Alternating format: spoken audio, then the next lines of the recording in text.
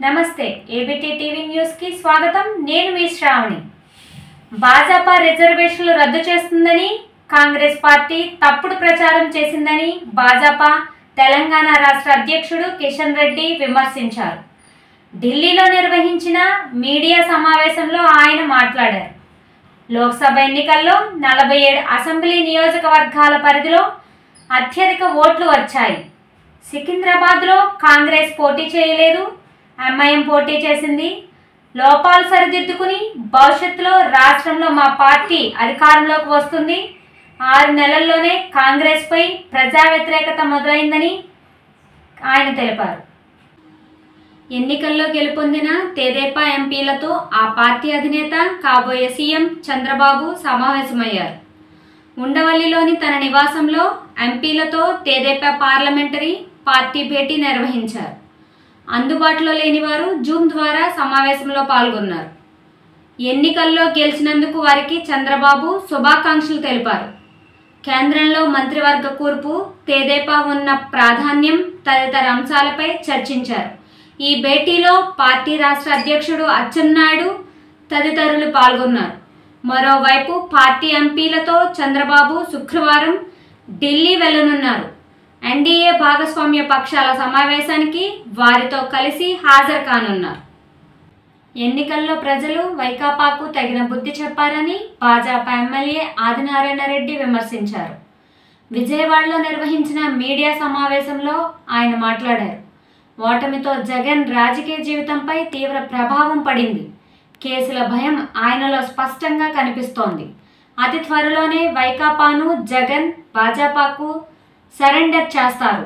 వారంలోనే పులివెందుల్లో కూడా వైకాపా ఉనికి కోల్పోయే పరిస్థితి వస్తుంది। వివేక హత్య కేసును త్వరగా తేల్చి దోషులకు శిక్ష పడేలా చేస్తాం। ఢిల్లీ మద్యం కేసులో భారతి ప్రమేయం పైన విచారణ చేయిస్తామని ఆదినారాయణ రెడ్డి తెలిపారు। ఏపీలో కీలక పరిణామం చోటు చేసుకుంది। సెలవుపై వెళ్లవలసిందిగా రాష్ట్ర ప్రభుత్వ ప్రధాన కార్యదర్శి సిఎస్ జవహర్ రెడ్డిని సాధారణ పరిపాలనా శాఖ ఆదేశించింది। దీంతో ఆయన సెలవు పెట్టి వెళ్లిపోయారు। ఈ నెలాఖరును ఉద్యోగ విరమణ చేయనున్నారు। ఆర్థిక శాఖ ప్రత్యేక ప్రధాన కార్యదర్శి రావత్ కూడా సెలవుపై వెళ్లారు। అనారోగ్య కారణాలతో లీవ్ పెట్టినట్లు ఆయన పేర్కొన్నారు। జవహర్ రెడ్డి సెలవుపై వెళ్లిన నేపథ్యంలో సాయంత్రంలోపు కొత్త సీఎస్ను నియమించే అవకాశం ఉంది। మరోవైపు ఇప్పటికీ రాజీనామా చేయని ప్రభుత్వ సలహాదారులను తక్షణమే తొలగించాల్సిందిగా ఆదేశాలు జారీ అయ్యాయి। త్వరలో మరిన్ని కీలక నిర్ణయాలు వెలువడే అవకాశం ఉంది। వరంగల్, ఖమ్మం, నల్గొండ పట్టభద్రుల ఎమ్మెల్సీ ఓట్ల లెక్కింపు 2వ రౌండ్ పూర్తయింది। ప్రస్తుతం 3వ రౌండ్ కౌంటింగ్ సాగుతోంది। మొదటి రౌండ్లో 7670 ఓట్ల ఆధిక్యంలో ఉన్న కాంగ్రెస్ అభ్యర్థి తీన్మార్ మల్లన్న 2వ రౌండ్లోనూ లీడ్లో కొనసాగారు। 2 రౌండ్లు పూర్తయ్యేసరికి కాంగ్రెస్ అభ్యర్థి తీన్మార్ మల్లన్న 14672 ఓట్ల ఆధిక్యంలో ఉన్నారు। ఈ రౌండ్లో ఆయనకు 34575 ఓట్లు వచ్చాయి।